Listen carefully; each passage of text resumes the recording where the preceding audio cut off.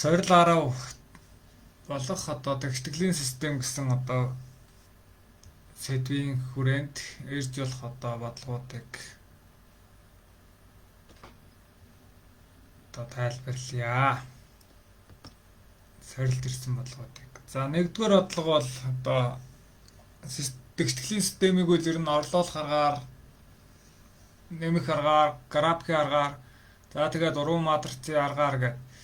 За тэгээд Кармерийн дүрм гэдэг одоо оюутан болохоор бол та ийм 5 одоо хувилбараар бол ер нь бол тэгштгэлийн системийг бодож сурдаг байгаа. Кармерийн дүрм гэдэг нь бол одоо өмнөх хичээлдэр одоо матриц үзэхдээ бол одоо гарч ирсэн тэргийг хэлж байгаа гэсэн үг. За тэгэхээр энэ тэгштэглийг бол шууд нэмэх аргаар бодчих боломжтой байна. Одоо өсчийн өмнөх коэффициент нь харилцан эсрэг 5 байна. Y-ийн өмнөх коэффициент. Тэгэхээр шууд нэмчих юм бол одоо 3x нь 15 буюу x нь 5. За аль нэг тэгштгэл рүү нь орлуулад y-ийг 1 гэдээ гарч байна. За би хоёр дахь тэгштгэл рүү нь орлуулсан байна. X тэнцүү 5 гэсэн чинь олсон шийдэ. За тэгээ y-ийг 1 гарч 5 1 гэсэн хариу буюу А. За хоёрдугаар одоо бодлогын хувьд бол мөн одоо системийг нэмээд л y-ийг 3 гэж гараад хоёр дахь одоо тэгштгэл рүү нь орлуулад мөн 3 гэж гарсан байна. За 3 дугаар бодлогын хувьд бол яг хоо ингээ хариунаас шууд энэ хоёрыг нэмэхэд 20 үрчихэд 96 гарна гэдэг аг дугуйлж болж байгаа юм. За яг одоо яг хоо ерөөхдөө хариу нууцлах гэдэг нь яг хоо ингээ хариуг нэг жоохон өөрчлөөд тэр хоёр тооны одоо тэр хоёр тоог одоо 18 20 12 8 гэдэг хариуг нууцлах байдлаар бодлогын нөхцөлийг өөрчилж өгсөн бол тэгштгэлийг үл яг ингэж олно. Жишээ нь одоо энэ тэр хоёр тооны одоо ялгуур нь хэдвэ гэдээ өгчих юм бол одоо заавал x y тоо хоёр энэ хоёр тоогоо ер нь олж иж хасна гэсэн үг болно гэсэн. Тэгэхээр яаж тэр хоёр тоогоо олох вэ гэдэг дээр жоохон анхаарлаа төвлөрүүлээ. За тэгэхээр тэр хоёр тоогоо нэг нь x нэг нь y гэж тэмдэглэхээр тэр хоёрыг нэмбэл 20 гараад үржүүл 96 гарна гэдэг. Эндээс эхний тэгштэглээс x-ийг y-гээр нь илэрхийлээд орлуулахаар ашиглаж байна. Хоёр дахь тэгштгэл рүү орлуулах юм бол за орлуулад ингээ y-гээр шинжлэл өөрчлөх юм бол ийм болоод 96-гаа нөгөө талруу нь ялгаа авчиж юм бол юм болж байна. За ингээд y квадратаас хасах нь 20y нэмэх нь 96 гэсэн квадрат тэгштгэл болоод за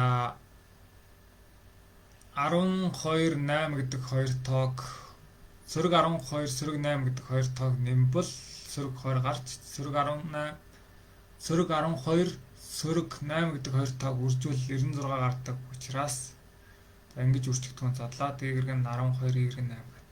За ингээд бол олж болж байгаа.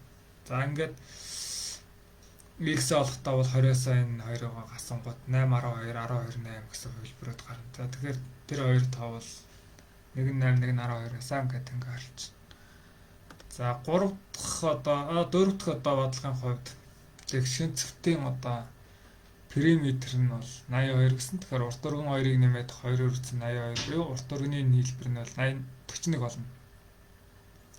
За нөгөө талаас диагонал нь одоо 29 м гэхээр энэ x-ийн квадратаар нэмэх нь y-ийн квадрат нь диагоналын квадраттай тэнцүү буюу энэ 29-ийн квадраттай тэнцүү болно. Тэгэхээр x-ийн квадратаар нэмэх нь y-ийн квадрат 841 болоод за дээдлийн x y-ийн нийлбэр нь 41 гэдгээс x-ээ y-гээр илэрхийлвэл 41-ээс хасах нь y болно. За ингээд хоёр дахь тэгштгэл рүү x-ийг нь орон 41-ээс хасах нь y-гээ орлуулад тэгээд 41-ээс хасах нь y-ийн квадратаар нэмэх нь y квадрат тэнцүү 841 гэсэн энэ тэгштэглийг цааш нь хэлбэрчлээд ялгуурын квадратаараа хаалтаа задлаад эмэгтэхэд хоёр туваагаад бичвэл y квадратаас хасах нь 41 y нэмэх нь 420 гэсэн юм квадрат тэгштгэл болж байгаа маа. Эндээс болохоор сөрөг 20 сөрөг 20 21 2-ыг нэмбэл сөрөг 41 гарна. Сөрөг 20 сөрөг 21 2-ыг үржүүл эрг 420 гарна. Эндээс манай y-гүүд бол 20 21 гэсэн хоёр шийд гарч ирж байна. За тэгэхээр x олох юм бол 41-ээс 20 гасах юм бол 21. За манай одоо тэр тэгш өнцгтийн одоо урт оргин нь бол 20 21 гэсэн одоо хоёр талтай урт оргин нь 20 21 гэсэн талтай тэгш өнцгт байжээ гэж ойлгохоор. За 5 дугаар одлогын хувьд болохоор энэ мөрийн одоо мөрий болон ер тэнцвэр x шулуун огтлцлын цэгийг олоо гэдгсэн. За тэгэхээр огтлцлын цэгийг олохдоо 2 функцаа тэнцвүүлээд бодно. Эндээс бол x квадратаас хасах нь x квадрат дээр нэмэх нь 2x хасах нь 3 гэсэн квадрат тэгштгэл болж байна. Энэ нь болохоор сөрөг 1 эрг 3 2-ыг нэмбэл 2 гарна. Сөрөг 1 эрг 3 2-ыг үржих юм бол сөрөг 3 гарах учраас ийм үржигдэхүүн задлаад эндээс тэгтээ тэнцвүүлэхээр 1 сөрөг 3 гэж гарч байна. Тэгэхээр болохоор x нь 1 үед манай y нь ямар авах вэ гэхээр 1 байна. X нь сөрөг 3 үед y нь сөрөг 3 байна. Энэ одоо энэ тэгштгэл рүүгээ орлуулад олчно гэсэн үг. Одоо энэ функц руугаа. За ингээд огтлцлын цэг нь 1 1 дээр сөрөг 3 дээр байх одоо функцийн графикийг олж харна гэсэн үг.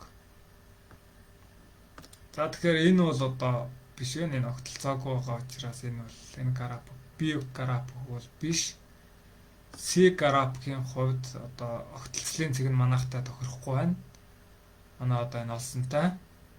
За D ч гэсэн мөн тохирохгүй байна. За ингээд А бол одоо харвал сөрөг 3 1 1 гэдэг цэг дээр огтлцож байгаа учраас энэ бол мөн байж таархна гэж ингээд олчиж байгаа. За 6. За энэ систем тэгштгэлийн шийдийг аль зурагт одоо үзүүлсэн байна вэ гэдэг чинь өөр зураг нь аль вэ л гэж байгаа. За тэгэхээр энэ мэдээж бид нар мөн дээрх бодлоготой адилхан яг огтлцлын цэгийг нь шууд олчихно. За огтлцлын цэгийг нь шууд олчихно. Хоёр функцийнхаа. За тэгээд хоёр дахь тэгшгэлээс y-ийн x-ээр нь илэрхийлээд нэг дахь тэгшгэлийнхаа y-ийнх нь оронд 3-аас хасах нь x-ийг орлуулаад квадрат зэрэг төвшүүлээд ялгарын квадратаа зэрэгтэй төвшүүлээ хэлбэрчлээд ингээд бодохоор x квадратаас хасах нь 3x хасах нь 4 болж байна. За тэгэхээр сөрөг 4 эрг 1-ийг нэмэх юм бол сөрөг 3 сөрөг 4 эрг 1-ийг үржих юм бол сөрөг 4 учраас эндээс x-ээс 4 x дээр нэмэх нь 4 гэсэн үржигдэхүүн задлаад үржигдэхүүн тус бүрийг тэгтээ тэнцвүүлээд бодох юм бол ийм 4 сөрөг 1 гэсэн хариу гарч байна. За x нь 4 үед y-г нь бодлохоор 3-аас 4 хасах юм бол сөрөг 1. X нь сөрөг 1 үед 3-аас хасах 1 гэхээр 4. За ингээд 4 сөрөг 1 сөрөг 1 4 гэсэн одоо цэгээр огтлцож байгаа одоо зураг бол манай одоо функцийн график мөн гэж ингэж олж болж байна. Одоо би бол энэ огтлцлын цэгээр нь олж байна. Нөгөөх нь бол одоо нөгөө хөлбөр нь бол энэ та нар бол энэ графикийг шууд байгуулад олвол бас болно шүү дээ. Гэхдээ миний энэ одоо огтлцлын цэгээр нь олж байгаа хөлбөр бол бас их зүгээр ахаа гэж бодож байна. За сөрөг 1 4 гээд энэ А бол байна. За тэгээд 4 сөрөг 1 гээд мөн энэ хоёр цэгээр бол одоо пара шулуун болон тойрог бол огтлцож байгаа нь бол харагдаж байна гэж ойлгож байгаа. За энэ Б зургийн хувьд бол манай огтлцлын цэг тохирохгүй байна. Сөрөг 1 одоо 4 гэхэд сөрөг 1 4 гэхэд одоо сөрөг 1 нь арай биш байгаад тэрийг нарийн ажиглах юм бол юм байна. За С зургийн хувьд бол за энд бол одоо 3 арай биш 3 одоо 3 гэхэд арай биш одоо за ийм y тэнцүү яг координатын хувьд y тэнцүү x шулуун байна л да. Сөрөг x y тэнцүү сөрөг x гэсэн шулуун байна. За ингээд ер нь бол одоо шууд А гэдэг нь бол ойлгомжтой болцоо. Огтлцлын цэгээр нь л одоо энэ асуудлаа шийдчихлээ.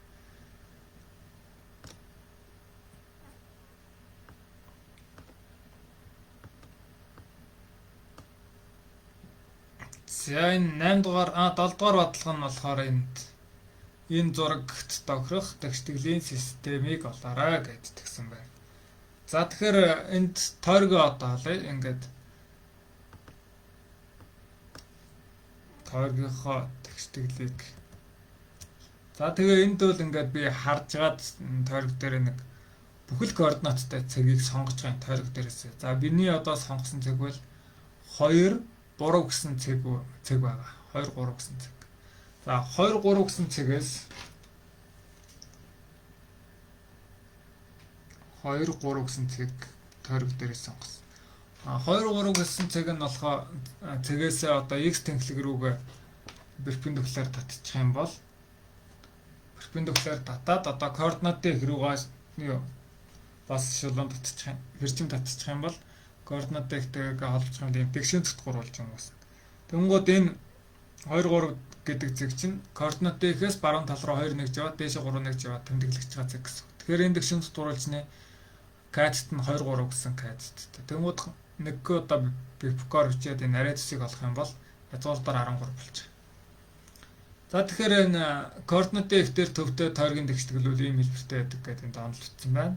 За орлуулаад бичвэл x квадрат тэр нэмэх нь y квадрат тэнцүү язгуурдаар 13 квадрат гэхээр x квадрат тэр нэмэх нь y квадрат тэнцүү 13 гэсэн энэ тойргийн тэгштгэл байсан гэсэн үг. За ингээд хариунаас харах юм бол одоо CD D шууд одоо тойргийн тэгштэглэл зөв болвол энэ бодлого ингээд шууд болцсон байна шүү дээ. C нь яагаад биш вэ гэхээр энэ x дээр нэмэх нь y-ийн квадрат гэдэг нь өөрөө биш. Тойргийн тэгштгэлийн хэлбэр юм биш. За ингээ яг одоо энэ яг нэг хөлбөрт нь x квадратаар нэмэх нь y квадрат тэнцээ 13 гэсэн ийм тэгштгэл байг гэж бодъё. A-д ч юм уу, B-д ч юм уу, C-д ч юм. Тэгвэл одоо энэ ногоон граф ямар график вэ гэдгээ одоо мэдэх юм зүйтэй гэсэн.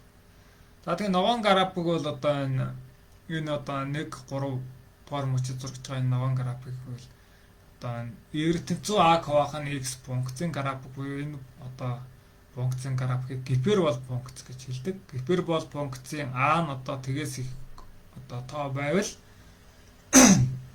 1 3 дугаар мөчөд a нь одоо тэгээс бага тоо байвал 24 дугаар мөчөд зурагдаг. За ингээд манай одоо d бол одоо бүрэн баталгааж байгаа юм. Одоо 2 гэдэг тоо нь манай энэ a гэсэн. Тэгээд тэр 2 нь тэгээс их учраас 1 3 дээр ингээд зурагч. За ингээд одоо d нь бол мөн бахна гэдэг.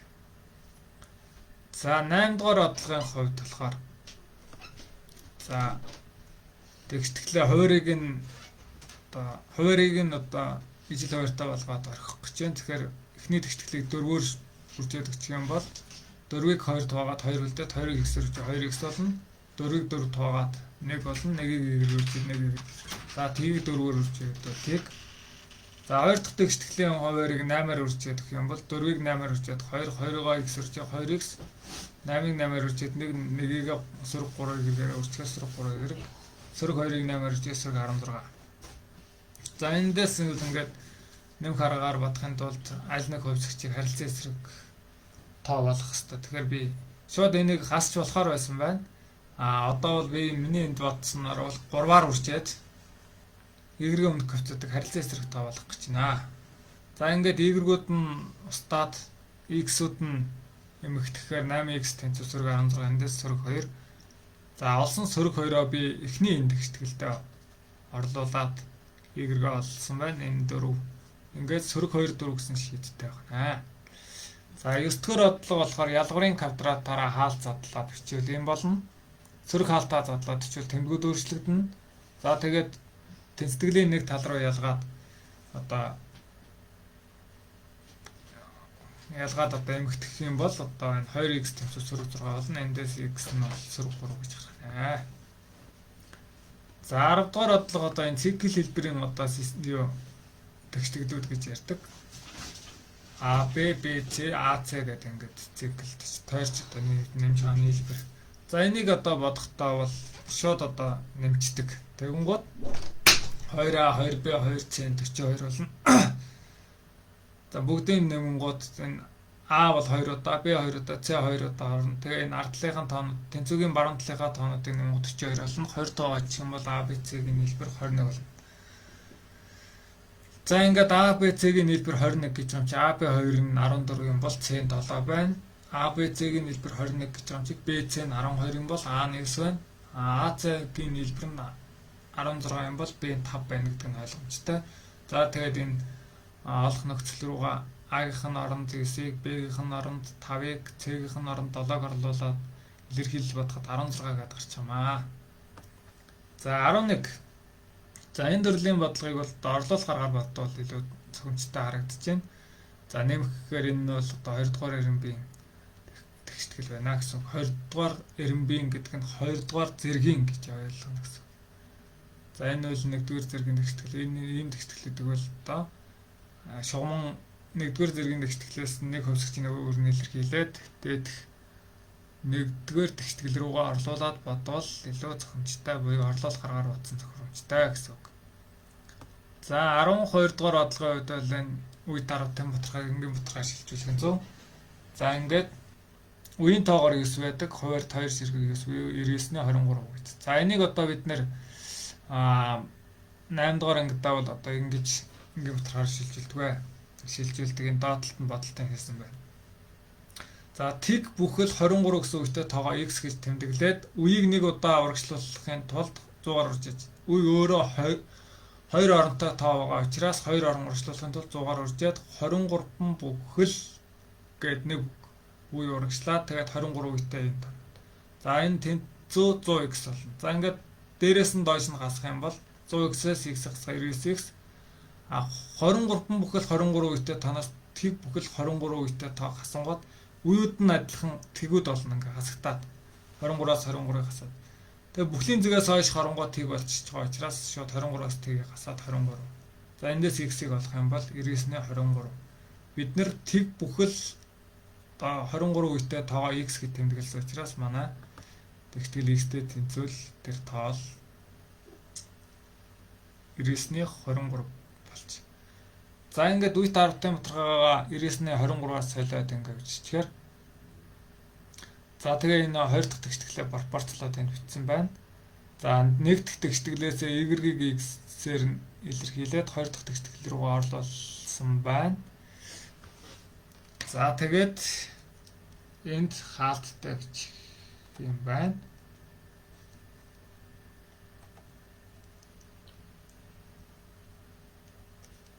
Хаалттай y-ийн оронд 5x-ээс хасах 48-ыг орлуул. За ингээ хаалтаа задлаад эмэгтэйгээд ингээ бодвол x нь 69 болж байна. За тэгээд энэ системийн y-ийг олохын тулд 5x-ээс 48-д орлуулад 297. X нь 69, y-ийг нь 297 гэж гарч одоо D хөлбөр байна. За 13 дугаар бодлого. За энэ илтгэгч энэ шугамн одоо 20 үзэгтэй байна. За нэгдүгээр бодлогоо болохоор энэ бүгднгийн яг 2 хуваартай болгочих. Нэгдүгээр тэгшдэглээ. Тэгэнгუთ 8 бол 23 зэрэг учраас 3 зэрэг нь одоо сөрөг x-тэйг өөрчлөлтөө сөрөг 3x болно. За 8 бол 23, квадрат язгаар гэдэг бол 21. За ингээд энд бол одоо ижил сүртэй зэргүүдийг үржиж зэргийг төвчүүдийг нэмэхээр y-гээс хасах y дээр нэмэх нь сөрөг 3x гэдэг нь y-гээс хасах нь 3x болно. Тэнцвүүгийн баруун талд бол 3 бүхэл дээр 2-ны 1-ийг нэмэхээр 2-ны 7 болно. За ингээд нэгдүгээр тэгшгэлийг бол хялбарчилснаа үр дүнд y-гээс хасах нь 3x тэнцүү 2-ны 7 гэсэн одоо ийм 20 үсгчтэй тэгшгэл болж байна. За ингээд нэг 2 дахь тэгшгэлтэйгээ одоо системлээд 3x-ийг нь хураагаад одоо устгаад хялбарчлах юм бол 2y-ийн 4 буюу y-ийн 2 гэж гарч байна.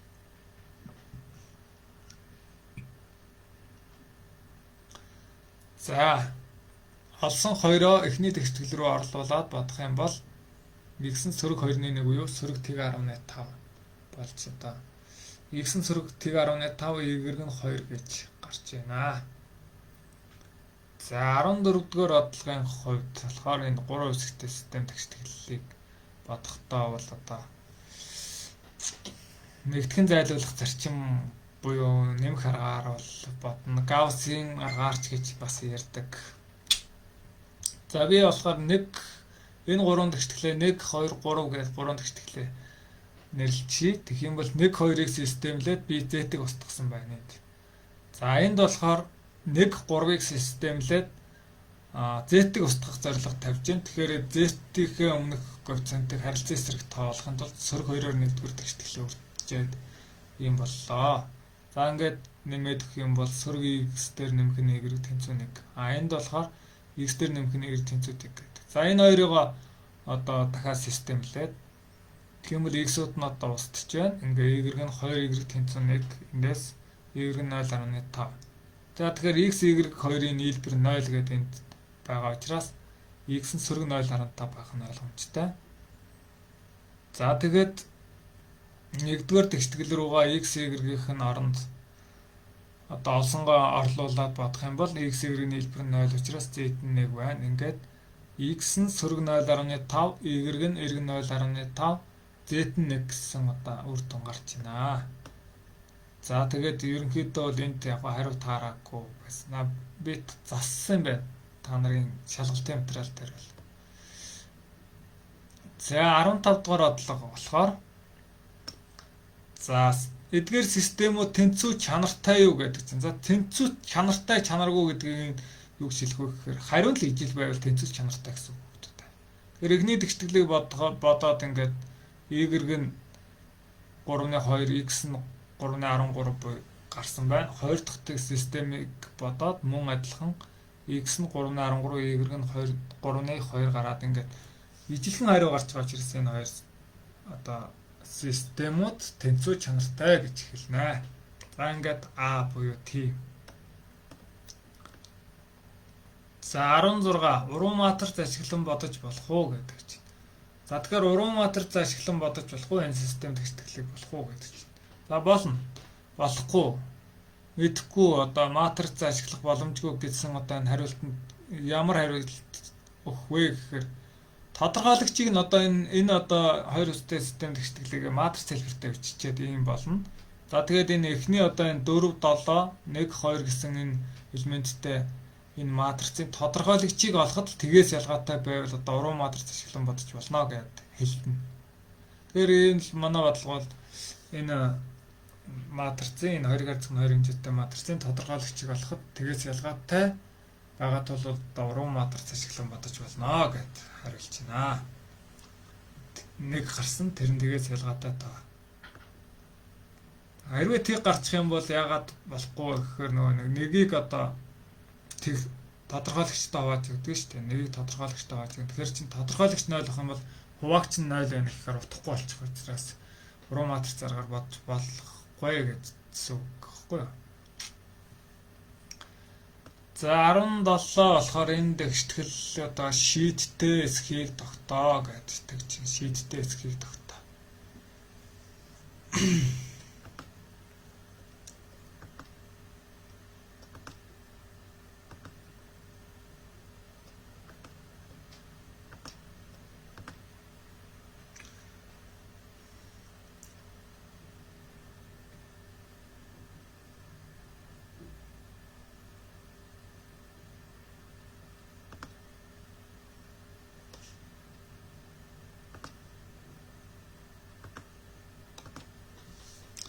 За тэгэхээр шийдтэй эсхийг яаж тогтоох вэ гэхээр ямар ч байсан одоо энэ нэгдүгээр тэгштгэл бол 3 хэсэгчтэй, 2 нь 2 хэсэгчтэй, 3 нь 2 хэсэгчтэй. Тэгэнгუთ 2 дугаар тэгштгэл болон 3 дугаар тэгштгэлийн одоо хувьсгчуд нь ижил байгаа учраас тэрийг бодоод үзэх эхлэв.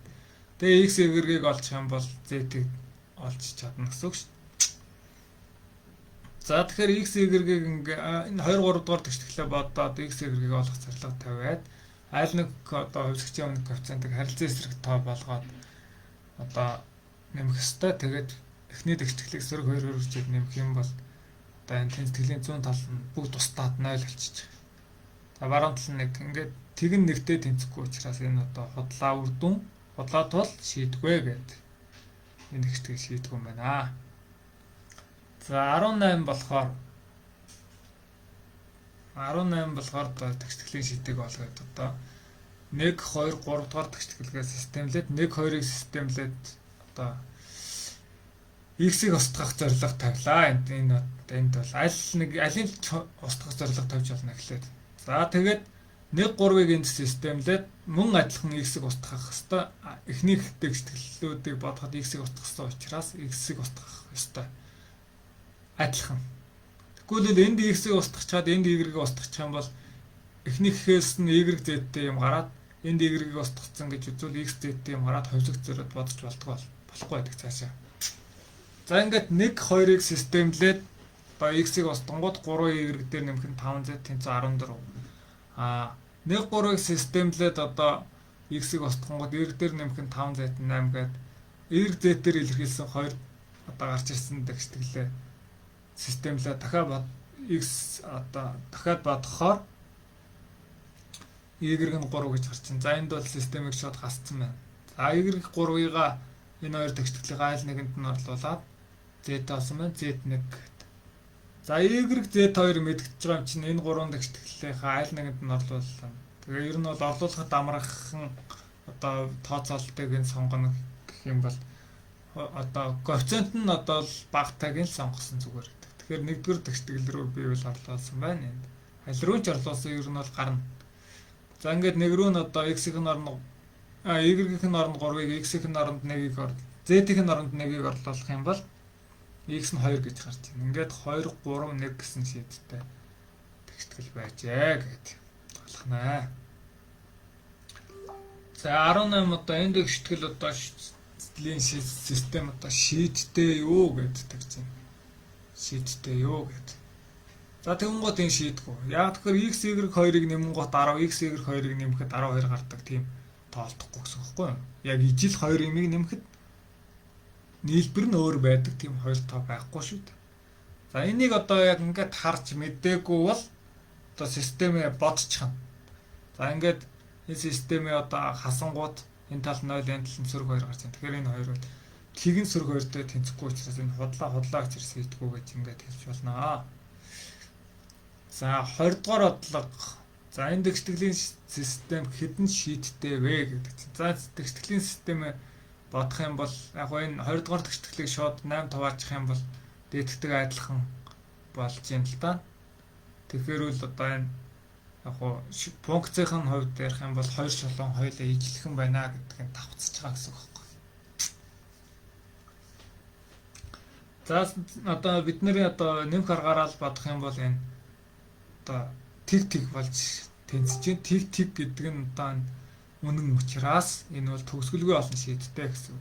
За цаад утга санаандаа бол энэ 20 хэсэгтэй систем тэгштгэл гэдэг чинь одоо нэг хэсгийн өвөр нэлэрхийлэх юм бол функцийн графикийн байгууллага шолон гарч байгаа шүү дээ. Тэгэхээр энэ хоёр шолон хоорондоо давхцаж байгаа гэсэн үг байхгүй. Давхцаж байгаа учраас энэ хоёрыг үнэн байлгадаг тийм тооноо төгсгөлгүй олон олдноо гэсэн.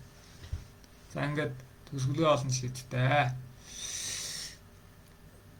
За 21.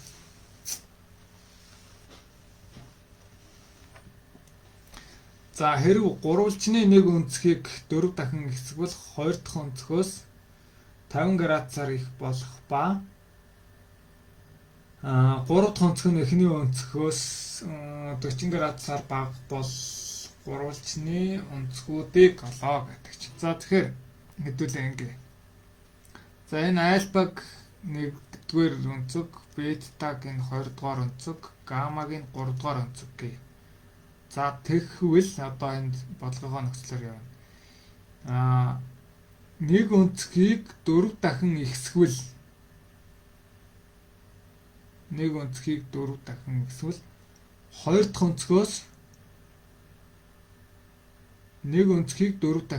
2 дахь өнцгөөс 50 градусаар их.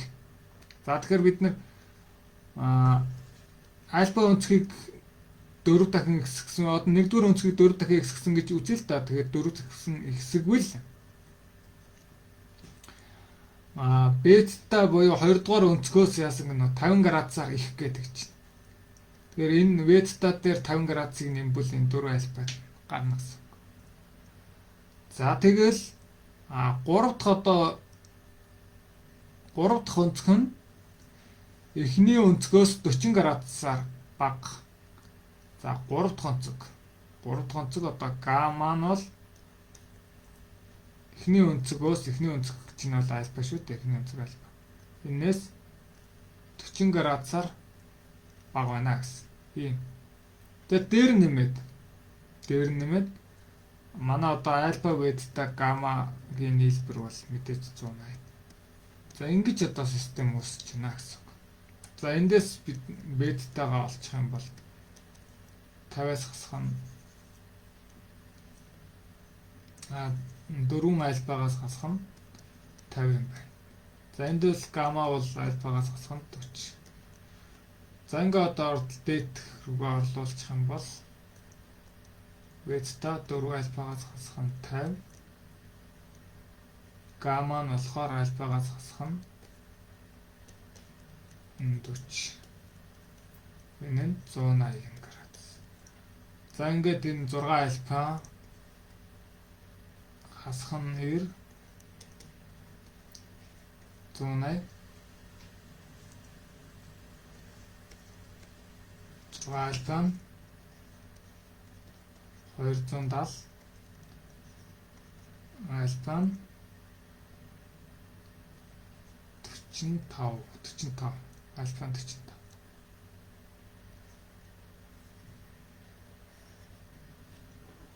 альфа 45 байх. За тэгэх юм бол одоо weight тань хэд юм бэ гэхээр weight тань 4-ийг бүрчгэн 45 хасах нь 50 гэхээр эн чинь 180 юм уу? 180-аас хасах нь 50 гэхээр 130. За гамма нь болохоор 45-аас хасах нь 45 градус. За ингэж автах. За ингээд